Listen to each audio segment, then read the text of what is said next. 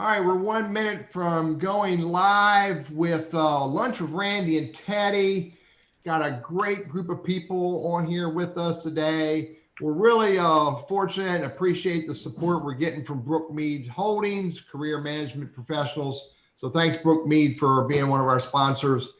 And got a few minutes here just to go live, get ready. Randy, did I ask you, did you eat a decent dinner last night, dude? I did. I had my normal delicacy, and so it was extremely yummy. And Plastic forks? well, if do you count a spork? Is that an official? Does that count as an official tool? I used to try chopsticks, but that was worthless. So for me, the spork is the utensil of choice. I ever refer to you as a creature of habit? I'm working on sharing with here we go, share now with friends. There we go. So let's do that. And so yeah, I'm ready to rock, Teddy. This is going to be a good one. This is the first time we've had as many guests as we have. So yeah, cool. Exciting. So we're live. It's high noon, buddy. So Teddy, why don't you get started and then hand it over to me, and we will have some fun today. Cool. I'm Teddy Burris, and this is my good friend, Mr. Randy Wooden, and we go by Teddy and Randy nowadays. This is the lunch with Randy and Teddy, and it's always a great conversation. Randy and I are really, really smart dudes. We've learned to get smart because what we do now is we bring special guests to the show. I think this is show number 32, Randy. Yeah, it's close. I've run out of fingers and toes, so I know we're in the high numbers now. So that's a good thing. Yeah. So anyway, and again, the show, today's show is sponsored in part by Brookmead Holding. We appreciate that. Today's show, we're bringing vets and veteran resources to the conversation because it is Veterans Day, and it's important for us to never forget what this day means and what our vets mean to us, and for us to do what we can do to help them. And so Jennifer Carter is on here, Michelle Bulla, Blair Coleman, and Don Masura. And you all will get introduced to them as we move forward. And but anyway, I'm gonna hand it back to my buddy Randy and introduce yourself and kick us off, buddy. Sure. Randy Wooden, my partner in crime, Teddy Burris. We both do some of the same sort of things in terms of trying to help job hunters. And back when this whole COVID thing hit, we put our heads together. I know that's a stretch, but we did. We put our heads together and said, can we come up with something that would be fun? It would be right in our wheelhouse in terms of trying to help job hunters and be informative. So that started back in April, this whole Lunch with Randy and Teddy concept, and it's continued to grow. So again, Randy Wooden with Goodwill, Northwest North Carolina. I run our professional center. And so as you might be able to figure out, we help professionals with their job search to include people on today's show that are watching. And if you are watching, we ask you to chat in the chat box as far as where you're watching this from. And Teddy will monitor that chat box because he is on top of things every day of the week. And he'll keep an eye on that, and we'll hopefully get some questions. But what we want to do today is have a glimpse into the life and the transition from military to civilian work. And to do that, we brought in 4 special guests, one from the Vietnam era and others from either Desert Storm or even past that time. And each has a different story. So we're going to do a brief sort of interview with each of those 4 folks. And then we're also going to have time in the second half of the show to cover some topics, things like biases that vets face, or biases that vets have about what's out there in the corporate world, and what can we do to educate and try to bring both sides to an understanding. And what can we do to help vets do a better job of the job search? We've also got Michelle Bulla in here. She is going to talk, before we wrap up today, about the various services that her organization and others have out there to help vets, their family. And it's not just about job hunting. It's also about education, housing, mental health, just a whole host of areas to really be more of a holistic approach to helping veterans assimilate into civilian life. So are we good to go, Teddy? We are. Just again, I want to drop in the chat box, remind everybody to our 21,000 who are on here now. Let us know where you're from. We want to know what city, state, country, or continent you're from. And also, if you have any questions for our special guests, drop those in chat as well. Michelle, can you hear me? One of our guests is having audio problems, so I'll coach her through that, Randy, while you get started. Sounds good. Well, let's first of all get started with Don Masura. Don is wearing is that the Duke color I see on you? Are you wearing, is that Duke? No, that's called the United States of America. You know. Okay, it had that look. A Duke color would never be on my shoulders based on my son-in-law, who's a very, very strong, I lived the Carolina blue experience. There you go. And, sorry, not Duke. Well, Don survived anyway. Yeah. Don and my path crossed probably 10, 15, 18 years ago. And then it kind of drifted apart. I hadn't seen Don for some time, but came to understand that he'll be presenting to our SHRM organization, and also that Don is a Vietnam era veteran. And so I thought it would be ideal to bring Don on because from a leadership standpoint, experience at the highest levels of coaching and directing others, he's one of the ones in this area that you really need to listen to. So Don, let's talk first of all, what sort of role did you have? What branch did you serve in, and what was your role there? I'd be happy to start with that, Randy. But first of all, we can't start this without a little bit of fanfare, and certainly say thank you to all of our veterans and their families. But more than that, say we appreciate their service, because they both go hand in glove. And when I was in college, it was right in the thick of things for the Vietnam War. I was graduating in 1966, and they actually drafted me first, but gave me a chance to finish at Michigan. And then I enlisted because I thought that was the smart thing to do. And that's the first thing. Thinking in the Army is not always the smartest thing. Sometimes ignorance works to your advantage. And when you think, you don't respond, and the Army is based on response. And I say that because I wasn't worried. Everybody was sitting there saying, hey, you're going to go to Vietnam? I said, I enlisted because I knew if I went to officer candidate school, it would be a year before I got my commission.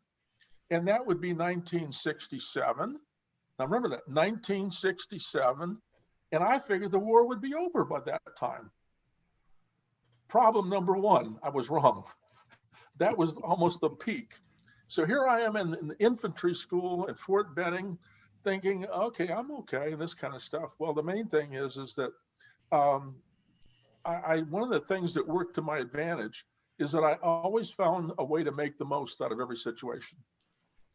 And in going through officer candidate school, I developed a brotherhood of about 160 guys that to this day, back then, said that they would give their life, for me and for their country. And there are very few people, even your best friend, that would do that. And they proved that over all the years. And so I think that's one big thing that was a takeaway. But the other thing is that when I got my commission, I was a nice lieutenant. If any of you had any rank, those nice little shiny gold bars on your shoulder were really a big deal.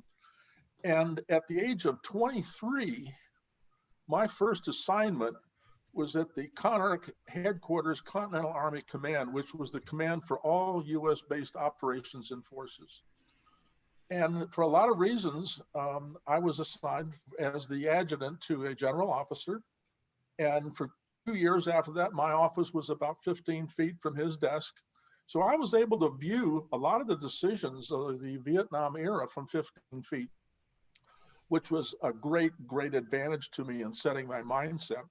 But the other thing is that as a 23-year-old junior officer, I had accepted a slot for a major and field grade officer, usually somebody with at least 15 years of service.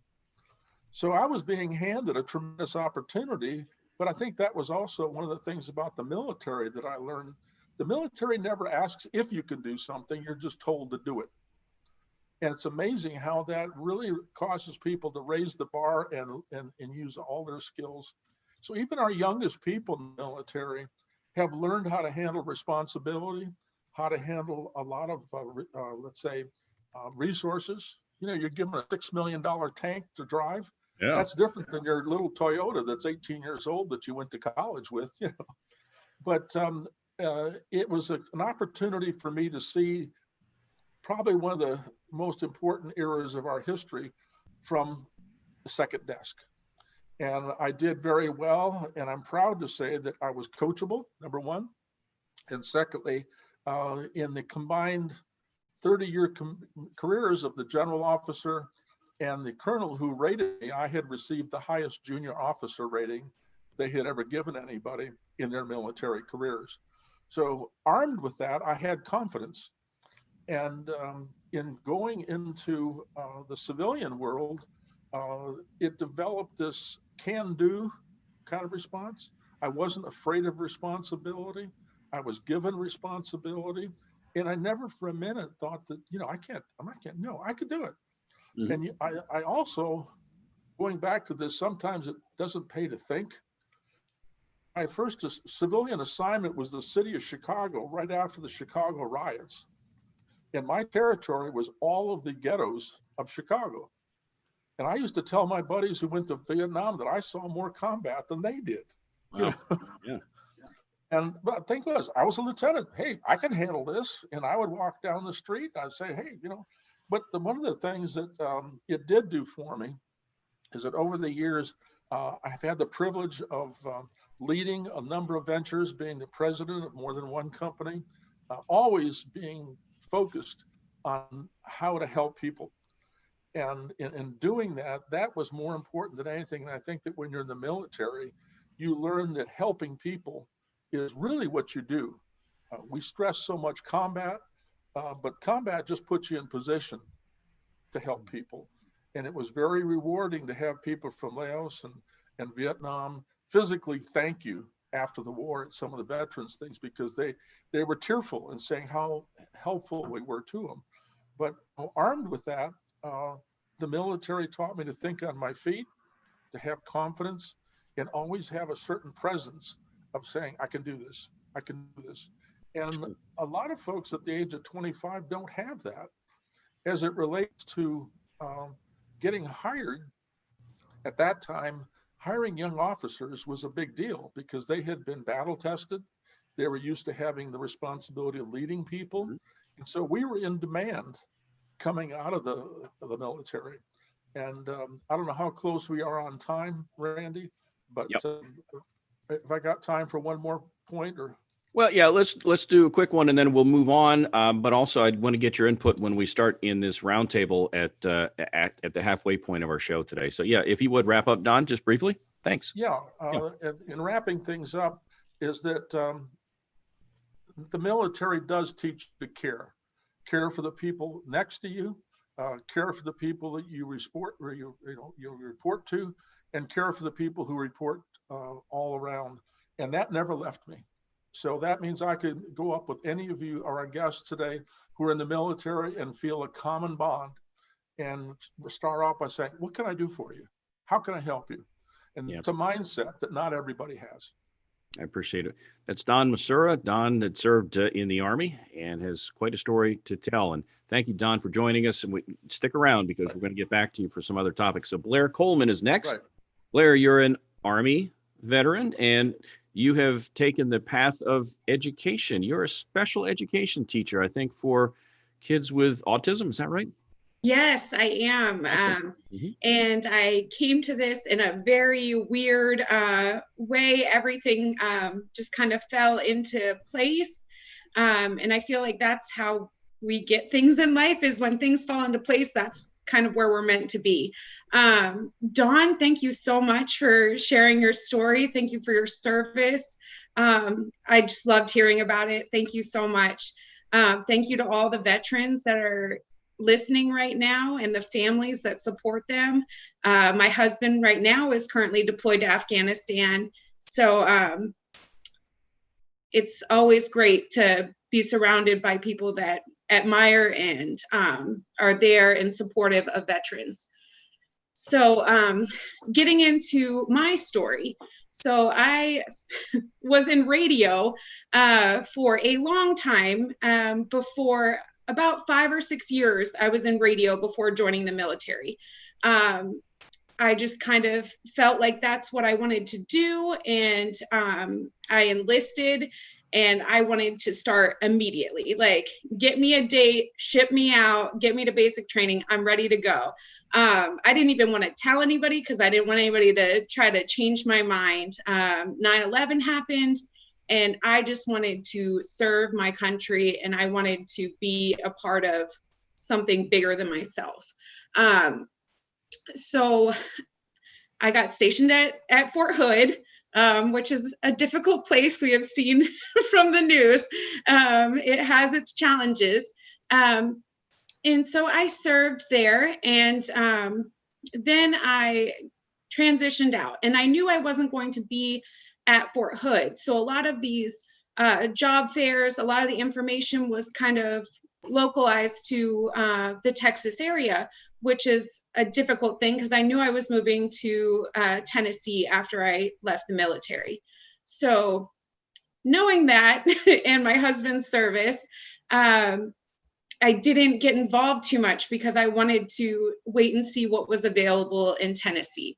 So then I started going to all these veteran job fairs, and I probably got too many different, like, Indeed job offers and things like that were mostly scams. And I just applied to everything and was like, you know what, I can do this. Like, I just want to get a job, and then I'll go from there.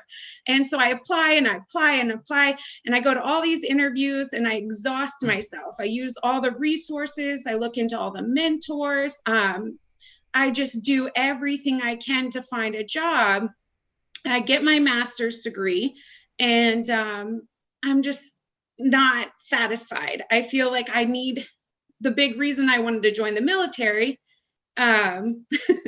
Well, not Indeed being a scam, just actually like the job postings. So some of the postings are kind of scammy. That they want you to less than authentic.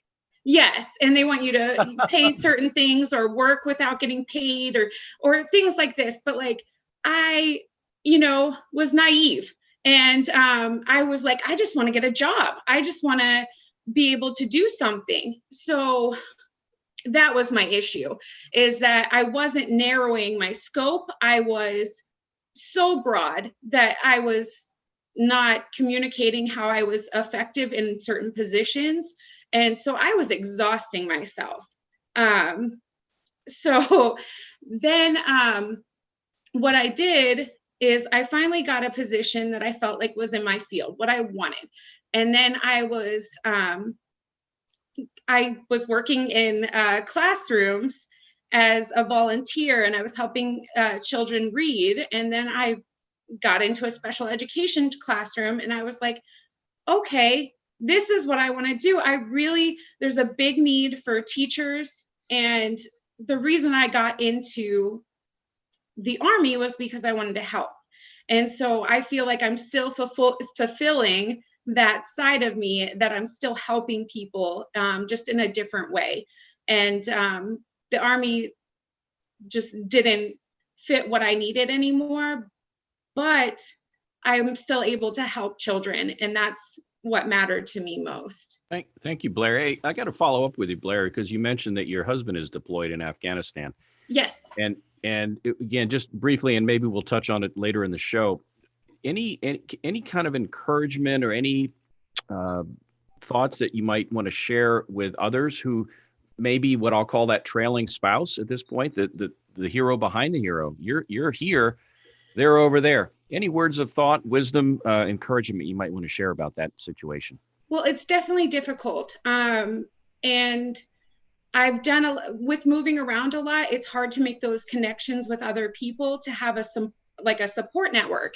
My thing is always just pushing forward. Today was hard, tomorrow might be better. So that's kind of how I look at things. As far as supporting the people that are serving over there. I love my husband. There's no problem with me supporting him. You support people you love. That's just how I feel. It's just what he's doing matters. And so he needs somebody that is making sure our home is taken care of, our kids are taken care of, but also I want to have a career. I want to be fulfilled. I want to have my own thing, I guess. But a lot of spouses have a difficult time finding employment. That is a huge issue. I think in the job market, 23% unemployment for military spouses of active duty. So that's a really high number for unemployed spouses. And so it was difficult, just the bias going into an interview being a military spouse, not even a veteran, but being a military spouse and having an employer look at you like, you know, you might not be here after a year. And I don't want to invest that time and money into someone that's not going to stay. Sure. So that was difficult finding a position. Yeah, a lot of challenges are faced. Teddy, you've got some things here. This is good conversation. Really appreciate it, Blair. You brought both perspectives to this. The spouse perspective as well as the military perspective. On a side note, a little bit lighter note, you refer to yourself as being in the radio space for a while. There's one other person on the show who refers to himself as an old radio guy. It's not me and it's not Don, but anyway. Well, actually, Don, you were an old TV guy, weren't you? An old TV and radio. And when I say old, I mean old, right? But let's just go back to this. Move forward, right, Don? Yeah. Right. Yeah. All right, Randy, keep going. This is good dialogue. Keep going. No, hey, but no, I can touch on that if you like, but that's we'll okay. Move on, Don. I've got a face for radio. Don, he could be on TV, but no, I was an old radio jock years ago. So let's move on to Jennifer Carter. Jennifer, I see you from time to time down the hall inside of Goodwill. You work for NC Commerce and you are a Navy veteran. So tell us a little bit more about what you did in the military and then a little bit about your transition to civilian life.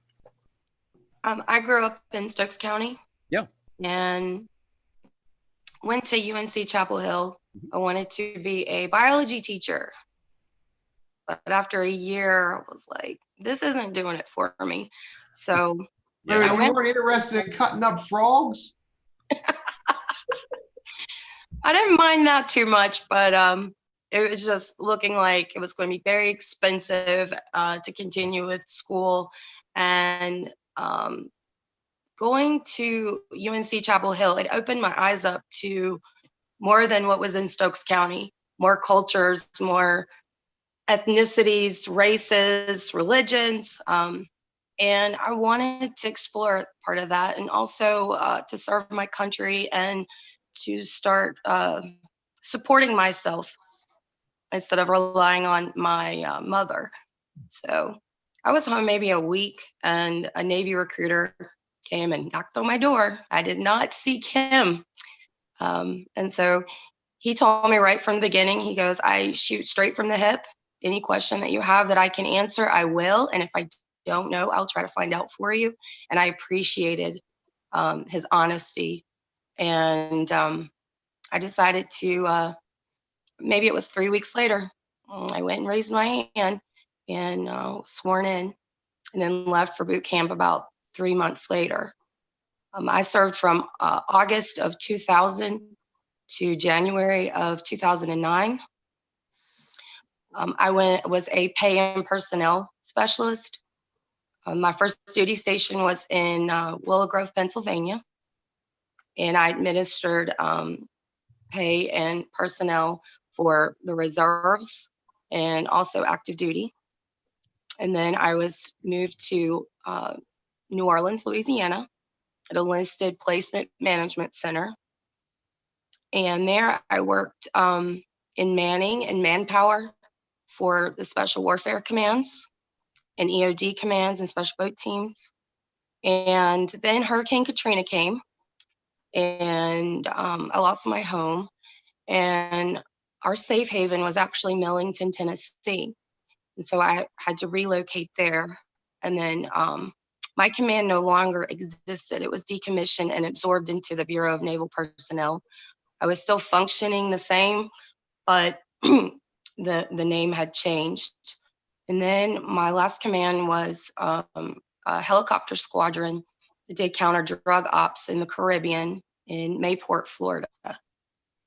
And I got out, like I said, in January 2009, which was during the time of the financial crisis. I got out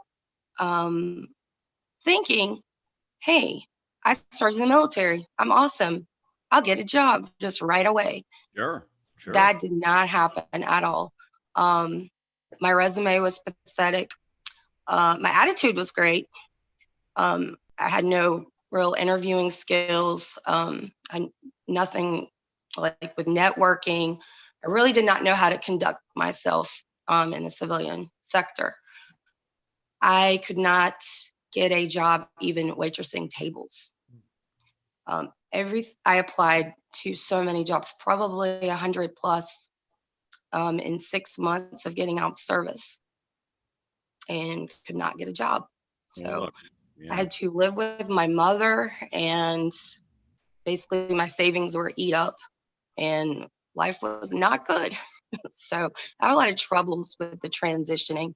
I ended up being a caretaker for different family members. My grandmother, she ended up getting Alzheimer's, and my mother needed me to take care of her while she kept her full-time job. And then I had a couple of nephews who needed childcare. They were having difficulties at their daycare center.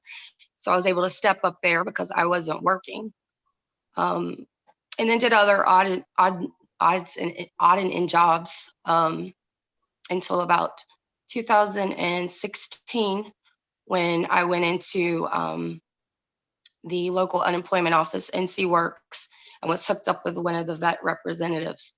And he guided me to Goodwill's, veteran services, and also my local veteran service officer and other veteran organizations. And I was able to start connecting and learning what the resources were out there for me. And I was able to get a job temporarily with the NC Works Career Center, working with veterans. And I was very fortunate enough to finally get a job as a disabled veterans outreach program specialist with the NC Works office in Forsyth County, assisting veterans in finding employment, training, and assisting with other needs such as housing, and dealing with folks who have criminal backgrounds. So those with significant barriers to employment. And so here I am now. There you go. My biggest thing I want to say though is when I got out of the service, I lost my sense of purpose. What am I doing? And I didn't have that purpose. And now that I'm helping other veterans who've been in the same situation as I have, and finding that connection and that camaraderie, it's so great to give back. So, and I want to thank all the veterans on here. And I love my job. And sometimes it's more than a job. I mean, some of these cases we have get to your heartstrings and just become a part of you. And so. Yeah. Teddy? We're at the bottom, almost at the bottom of the hour now. So where I want to just let everyone know that we're appreciative of our sponsor. I'm hoping you have my sponsor page up, Randy. Okay. Do you? There you go. So I'm appreciative of Brookmead Holdings. Randy and I both appreciate. Brookmead is our founding sponsor. Brookmead is really focused on helping thousands of individuals in every major industry in their career development, career growth, career search. So if you know anybody who's serious about wanting help to achieve their goals in their career, if you know any organization that wants to help their people in transition, please reach out to Brookmead Holdings. Their phone number is 336-814-8910, or ask me for an introduction to them and I'll introduce you to them. Again, this is Teddy Burris and Randy Wooden. This is our lunchtime chat conversation. Today's conversation is with veterans and veteran resources, all in our effort to serve in this hour time, being appreciative of all of our U.S. veterans. Randy, back to you, buddy. Yeah, I appreciate it. Thank you, Teddy. And yes, we've had stories from 3 of our 4 panelists today, and certainly last but not least, Michelle Bulla. And just as I said with Jennifer, I've seen Jennifer up and down the hallways inside of Goodwill. And Michelle, I don't get to see you anymore, but for some time you were with Goodwill in Veteran Services, but you have now since taken on a different role. So if you could you share with folks a bit about your service in the military and also that transition into civilian work that you're now doing? Yes, sir, Randy. Great to see you again. Like you said, it's been a long time, especially during the pandemic. But for me, that's all I ever wanted to do was join the military. When I look back in high school, I think of the ROTC, I think of things like that. So that's really all was on my mind was join the military. And I did just that in 1989, about a year out of high school. So I joined the United States Coast Guard in 89. And I served with them till 1999 when I was medically discharged. So for me, the service was my life. I was a true soldier, so to say. That's all I thought about. I loved it. A lot of people think about the Coast Guard as being, a little on the lower on the totem pole, but we were always doing something. We were boarding ships. When I was in the Coast Guard, I didn't really leave any stone unturned. When I was on the ship, I served as a boarding officer, served as a rescue swimmer. I was also military certified EMT while I was while I was on the ship as well, and service while I served in the military. Also, on my last tour of duty, I did two tours of duty on a ship. It was the same ship out of all the Coast Guard ships they have. I go back to the same one. Once as a 3rd class and then once as a 1st class in E6. So I really liked it. I like the ship life. I like going out and visiting different countries. Like I said, on my last tour, we visited over 20 different countries over in Europe in about a 3-month span doing a PR tour. Also served 9 months in Italy, Lampedusa, Italy, when we decommissioned when we went from GPS, Loran signals to the GPS signal. We shut down our Loran station there. So I had a very interesting career and I loved it. But in 1999, I was diagnosed with asthma while serving on the ship. And that disqualified me from military service at the time. So when I got out, like Jennifer, I thought, man, I've got this, I was a storekeeper while I was in the Coast Guard, which is warehousing, supplying, that's everyday life. So I really thought I'd get out, I'd find me a job. That didn't happen, tried to go back to school. That didn't work out. For me, coming back to a small town, getting mixed back up with my brother and his friends, I didn't always make the right decisions. All right. So for me, my transition was very hard. I kept a job, and I pretty much stayed in the warehouse field. That's all I knew. But for me, the transition was very difficult. I lost my mom soon after getting out. I tried to go back in 2001. My first day at my new duty station was September 11th, right across the Potomac from the Pentagon. Needless to say, I didn't really have my head on straight at the time, but I thought if I could get back in the military, that's what I knew, that's what I loved, I'd be able to turn things around. With that being my first day, it didn't happen. It didn't happen that way. I was really frightened. I was really scared. It's the first time anyone's ever, come to our shores and brought the battle to us. It was different. It was so unexpected, and it just put such a state of fear in me that, what's next? I was really scared, and had been out for 3 years, it was really hard. So I ended up getting back out. When I got out this time, things just continued to progress with the drugs and the alcohol till I pretty much ended up homeless and on the street. My life turned around when I had my son. I had him 9 years ago, going on 10 years ago. Pretty much changed my life. I knew I had to do something. I had someone else in this world now, not just me.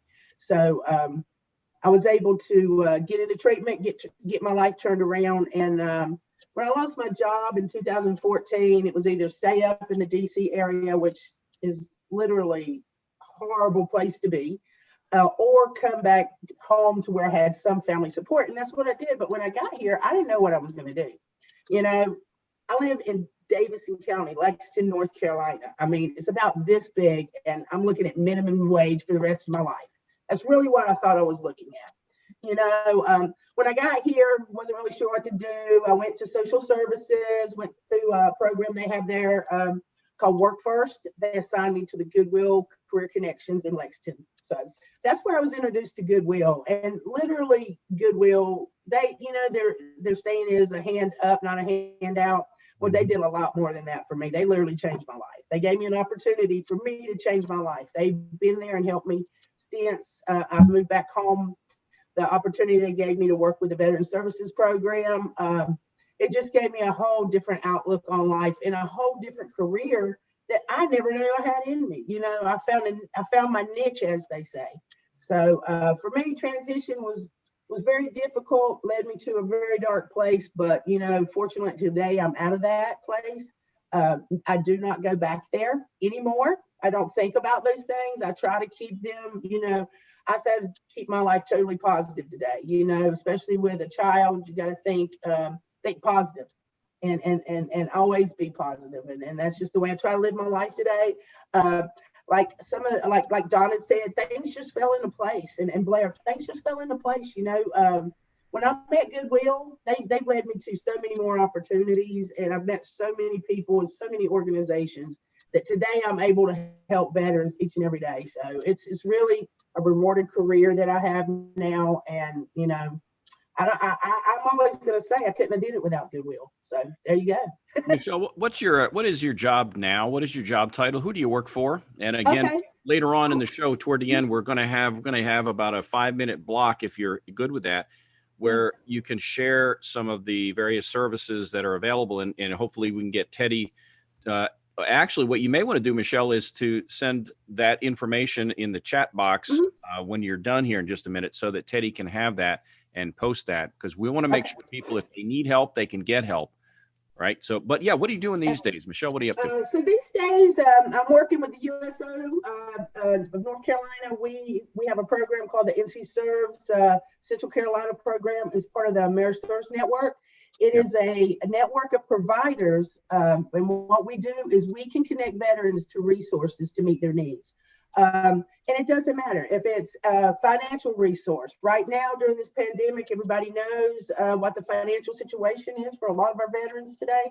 They're struggling. So we've got we've got providers that we can connect them to help pay rent, to help pay the mortgage payment, to help with utilities. We've also, we connect them to resources. We'll dive into that a little bit more here in a few more minutes. Teddy, I think you had your hand up. Did you want to pitch in?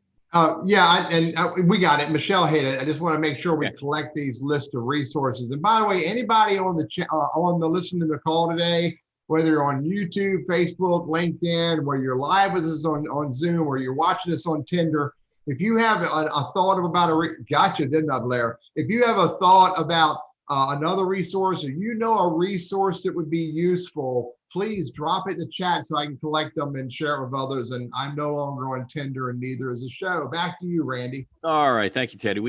Now we're going to move into a kind of another portion here, and we've got 4 guests. So if you'd like to say something, just kind of chime in. Let me throw a topic out there. And if you want to chime in, do it. If not, that's fine. We're not going to ask or put you on the spot. But here are a handful of areas or questions that may arise for veterans. And I think one of those is the challenge of taking what I'll call military jargon, the lingo that is used in the military world, and translating that into what I'll call civilian speak.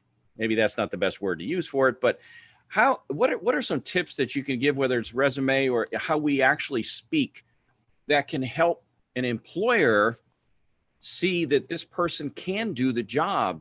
Is there anything you can throw in? Anybody, any of you? Yeah, Don, what you got? Yeah, Randy, I think I can jump on that pretty quick Yeah. because I've done a lot of work in interviewing and coaching people in that area. And one that I recommend to folks is that we don't always know when we're using jargon because it's a part of our vocabulary. And I would recommend doing some self video work and just pick a topic and just talk about it for 10 minutes and then replay it and see how many times and in what ways you use jargon, and then find a way to censor that back out. Because if it is part of your vocabulary, you don't always know when you're using it. But if you're a little bit more sensitive to it, you can ask yourself, do I use a lot of it or very little? And I think that feedback under safe conditions can really help you get ahead.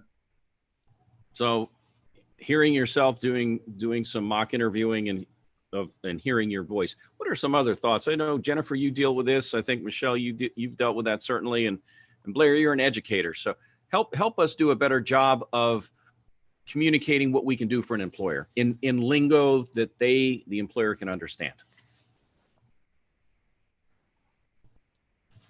I will use one, ONET. It's the Occupational Information Network.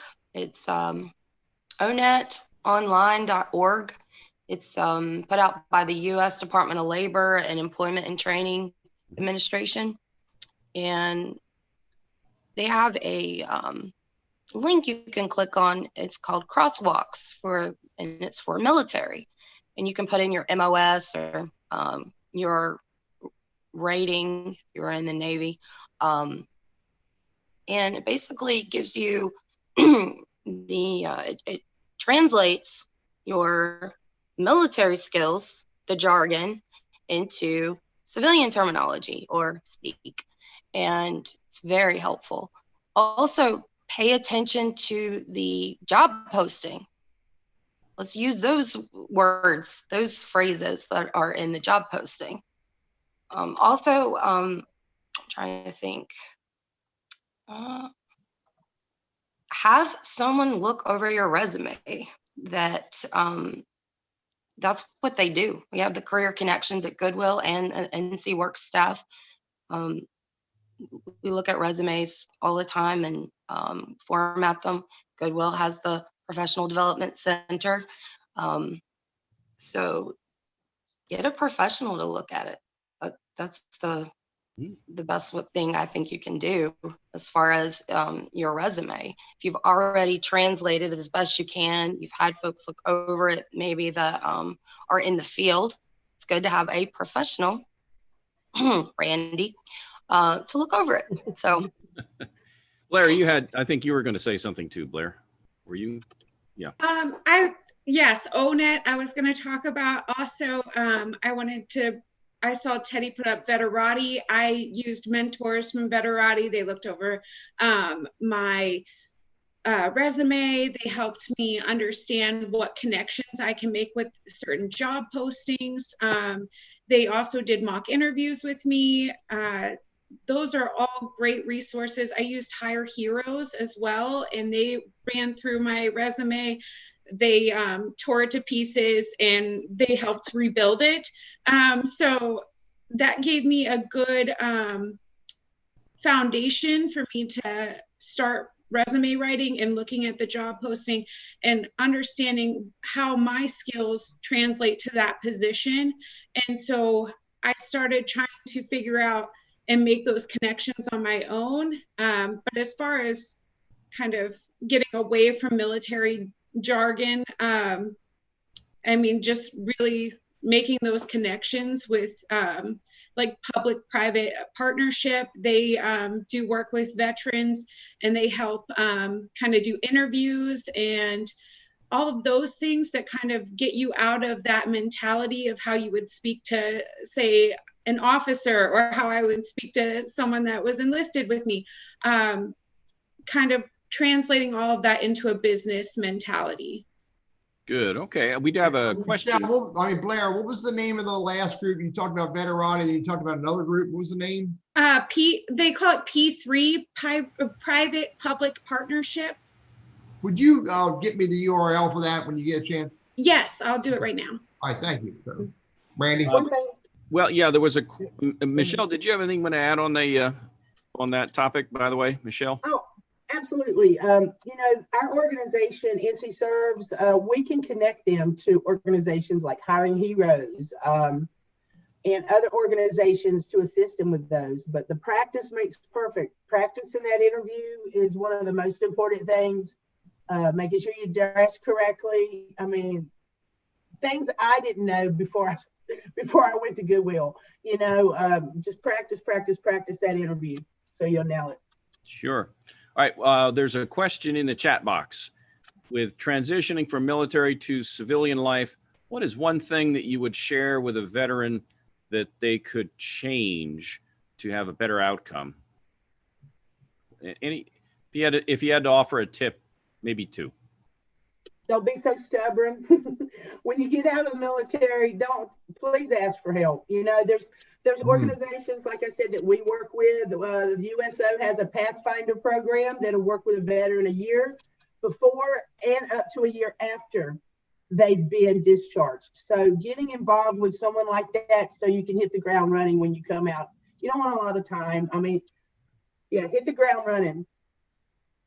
Gotcha. Okay. Hey, it's about 1:15. So we want to save about 4 minutes, 5 minutes for Michelle to be able to talk about resources available. So, but we've already talked about some of those. So Michelle, do you have enough content for about a 5-minute talk or no? Just let me know so we can we talked about the transitioning. I've also, we connect veterans to their benefits. We can help connect veterans to housing. We have a lot of resources. Okay. You know, we're like a one-stop shop. You come talk to us and we shoot you out to the right organization that you need to be at. The organization contacts you. So yeah. We'll flesh that out a little bit here in a few minutes, and we'll take a couple minutes to do that. So let me cover another topic here, and that is biases that people have. We're human. We have biases as it relates to, you name it, even the favorite flavor of ice cream. You know, what do you mean you like strawberry? Whatever. So there's tons of these out there. Companies have biases. Some do. Some employers may, about hiring veterans. Too stubborn, too strict. They're not adaptable to change. They don't have the people skills, the soft skills. Don, are you laughing at stubborn or not want to change? And on describing me. I succeeded anyway. It's sort of like the biases that can exist regarding older workers. They're stuck in their way. They're not adaptable to change. They think they know everything. They're not up to date with technology that we use in corporate America. And so understanding what those biases might be, once we understand those, maybe we can address or attack those during the interview. So what kind of biases exist, and what advice would you give to somebody coming from military to civilian to try to knock those down and really address those biases? Don, you've had your hand up. Yeah, that's a big one for me, because I think it's that mindset that veterans, when you say veteran, you think of the VA, you think of the folks that have some form of handicap, folks that have got PTSD, and far from it. You know, on the contrary, many of us have had those things, but we've gone above them. We've learned to function without a problem. But it is that idea that somehow a veteran is less than, and that they're kind of like getting ready to pop or explode because they just can't handle this restrictions. And nothing could be farther from the truth. But if that's their fear, you have to address that and assure them that one of the things that you've been good at is using your military service during tough times. Because like right now, companies are stressed, and you're the kind of person that keeps your cool under a lot of stress, and that becomes a positive. Good point. Other advice that you might give to somebody? Teddy, you got your hand up. And Pamela dropped in the chat that some employers are concerned about, hiring U.S. veterans, U.S. military because of PTSD. I get that. I understand that. However, I think that if you really want to be open to helping vets, you need to understand the best way to work with a vet who may have PTSD to deal with. And I don't think employers have to deal with that alone, but then again, it's beyond my space. But I think it's important to understand this. How do you best work with someone who has a challenge that they have to work through while they're trying to serve you? So, and Blair, I mean, you teach students who have a level of disability. So, I mean, you're dealing with that as an instructor.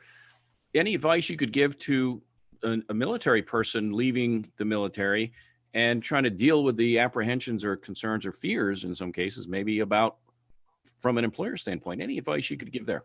I do. And I feel like working with these students, a lot of them have anxiety. They have a hard time talking to others. And leaving the military, even currently, I have anxiety. I am kind of jumpy at times. It's just how I am. And I think if someone is open about, I do have anxiety, someone saying, hey, what are some triggers? What are some things that, we can avoid you feeling uncomfortable here at the workplace? And then maybe they could avoid some bigger issues in the long run. So one time we had like an open policy, open door policy, and people would just walk into my office and my desk was facing the other way. And I would kind of jump every time somebody would walk into my office, and it would make them feel weird. It was kind of off-putting, I think, that I would jump every time. So I started closing my door so then people would knock, and then it would make me understand, okay, they're coming in, instead of me just, I don't know. It just the way it came off to others, it made them feel like I was uncomfortable or sneaky, or I don't know. But the thing is it made me more comfortable having my door closed, having someone knock on my door. And that was a small change that we made in a workplace that made me feel more comfortable, which made me more productive. And I feel like every business would want their workers to be more productive and produce better quality work for them.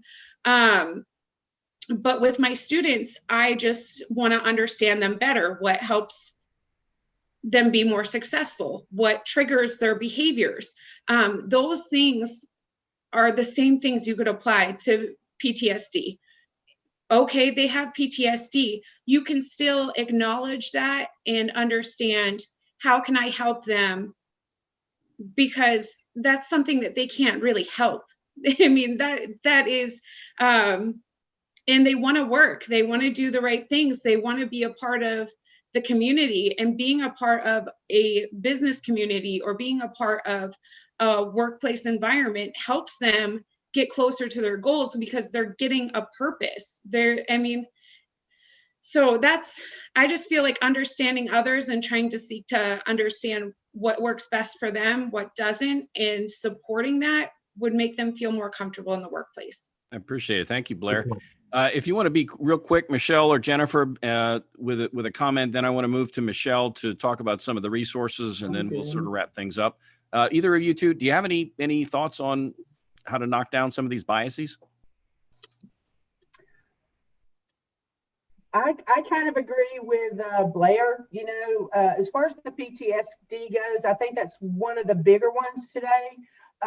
You have to acknowledge it. The person needs to acknowledge it, let the ones around them know so they can be there to support them. I suffer from PTSD. Everybody around me knows, and they've always been there to support me. So it makes a difference. It makes a difference when you have that caring support and understanding. Mm-hmm. Good deal. Well, okay. Jennifer, you have a thought? Yes, I think knowledge is key. So education. Yeah. Mm-hmm. Absolutely. Let's move to Michelle, and if you would, Michelle, take a couple minutes to talk about some of the resources, and then what I'll do is ask for a quick final thought from each of you. Anything you want to leave us with, takeaways, that kind of a thing, something brief, and then Teddy and I'll wrap things up. So Michelle, you're sitting on a pile of resources over there, so let's share a few of those with our viewers today. All right. So since we were just talking about the PTSD, I'd like to cover some of the mental health resources that we have. We just took on a new partner, the Rebel Goat Farm. I know that sounds, a little funny name, but I tell you what, the goats are cute. If you want to talk about a nice, relaxing day to go forget about things, they can specialize a personalized day for you and your family to come out there. They're also offering treatment programs for veterans who suffering from PTSD and substance abuse. They can actually come there and live on the farm, participate in the program there. We have numerous organizations that we work with for service compensation claims. That's a big item for veterans. We can get them connected to those. We work VSOs, DAV, Wounded Warrior Projects, hiring heroes like Blair spoke of earlier. That's one of the people we can connect them to. As far as employment, we work with Goodwill. We work with area and local resources to help find the veteran the right provider or organization that they need to actually make that need happen, to fill that need for that veteran. Or we're coming up on Christmas time. That's going to be a big thing for us, families, especially after the year we've had so far. Families are really suffering right now. And so I'm sure we're going to have a big uptick on getting people connected to family programs where they can provide Thanksgiving and holiday, not just meals, but presents for their families and loved ones as well. So we're working with those. And then transitioning, like I said, USO has the Pathfinder program up to a year before you get out and up to a year after you get out. We can get you connected with those organizations. I see Teddy just posted the mayorserves.org veteran services. Now that is our Raleigh. We're Central Carolina. We have Metro Carolina. We have Western up in the mountains. Metro covers Charlotte. And then we also have a coastal area. So we're pretty much saturated. We've pretty much saturated North Carolina because we're the fourth leading state of veterans in the country. So yeah, we've got this area covered, definitely. So just contact us at that number. I'll type my number in there as well, my direct 800 number in there. So you can contact me directly, or if you know any veterans that are in need right now, please have them give me a call. Quick intake, we get them assigned to a care coordinator. We get them connected to resources. It sounds good. And just as a side note, I'd like each of the four of you, if you don't mind. I know, Don, you and I shared this before we went on the show today. As it relates to, or do you want viewers, whether through YouTube, here, LinkedIn, whatever, to be able to reach out to you? And we want to provide some protection for you. I mean, if that's not something you're open to, but if you are, please let me know what we can share, what you would like us to share, whether it's your LinkedIn page, you've got an email, you've got a company page, whatever. All right. So we're kind of wrapping things up here. If you would, just maybe a 30, 60-second quick blurb, a takeaway that you'd like to give, or maybe a word of encouragement to folks. Let's start with Don, and then we'll go to Blair, Jennifer, and Michelle. So Don, anything you'd like to? Certainly include my email address, and I'm definitely open to folks to reach out to me.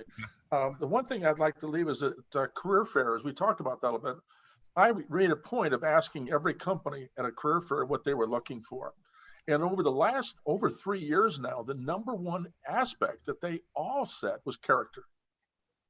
And so many times we look at our resumes, we think about our job hurt. Character was the things that people were looking for. So anything you can do that is an experience that reflects on your character will put you at a separate category than everybody else who's interviewing. Good deal. Thank you. Thank you, Don. Blair, let's ask now, any final words you'd like to share with folks? Well, I'm pretty active on LinkedIn. I mean, not like Teddy or anything, but you can reach me on LinkedIn. If you message me, I will make sure I always message you back. I just want to say that I'm in Cumberland County right now. We have 411 open teaching positions in Cumberland County, 411 teaching positions. That doesn't include custodial services, bus driving, all the other positions. If you're looking for, just something to get you to the next spot in life, I'm sure that there's a position for you. Thank you. Thank you, Blair. Being a bus driver could be my last position in life, and I would be happy with that. There you go. The one sitting behind me may not be so excited. The kids love their bus drivers. Let's move quickly now. Jennifer, any final thoughts you'd like to leave with folks? One thing is to remember it took time to transition from civilian to military, and it is the same transitioning back. It takes time. Very good. Very good. Good point. Michelle? Yeah, just, you can get connected to us. We can get you connected to other resources that you may need through the NC Service. I'll make sure I have all my information up here. I'm looking for the website right now. I'll get that posted in just one second. But, think a veteran today. If you see them walking by, you can pretty much spot them out of the crowd. They're usually wearing the World War II hats or the Vietnam veteran hats. One thing I do miss is the veterans coffees that we have. Hopefully those will be starting back up soon. Those are good networking events for providers, organizations, as well as hooking up into employment too as well. And don't forget about Goodwill Veteran Services. They're there to help the veterans as well. If we get, I guess that's pretty much it for right now, Randy. I'm running out of things to say. Oh, you're fine. And tell you what, I'll mention our next week's guest, and then I'll turn it to Teddy to thank our sponsor and to wrap us up for today. So fair enough, Thanks, Teddy. Randy. Yep. Yeah, stay with us. But next week, and there in TV land, there are things called reruns. Now, we don't do reruns here, right? You get us live every week, and for as long as you can stomach that, we'll keep doing it. But next week will be our first returning guests, and there's a reason for that. In case you hadn't heard, I know if your ear's not to the ground, we had an election recently, right? I don't know if anybody. I voted 5 times, buddy. I don't know if anybody caught that, but we're going to have Lisa Lamb, again, another person I see down the hall at Goodwill. She is the assistant center manager for NC Works here in Forsyth County, and I think Surrey County and maybe some other counties. But so she'll be in to talk about legislative action or pending legislation from the state level as it relates to unemployment benefits, that kind of a thing. We had her on along with Mike Fenley. He's a field representative for Senator Richard Burr. And again, where are we headed between here and whenever as it relates to legislation dealing with COVID, dealing with unemployment, and a whole host of issues? And again, my crystal ball's foggy. I don't know where all this stuff's going to be. And I don't know that they do necessarily, but what they will do is provide an update. Again, legislative update from Lisa Lamb and Mike Fenley. That'll be next week. We want to make sure that you're watching, because if you got questions, these are a couple of go-to people you really need to be in touch with. So, Teddy, take it away. This is good stuff. Really appreciate Blair and Jennifer, Michelle, and Don for jumping in and helping us with this. Thank you very much. Thank you. Remember, we're appreciative of our sponsors, and we're always looking for other sponsors who can help us take your show to another level. So 2 requests is that if you know any topic that you think would be beneficial to the audience, then please let Randy or I know. Hunt us down. You are not hard to find. Let us know what topics or what speakers you think we should bring to your show. And additionally, if you know of any sponsors that you think would be a good fit, then please let us know who that is.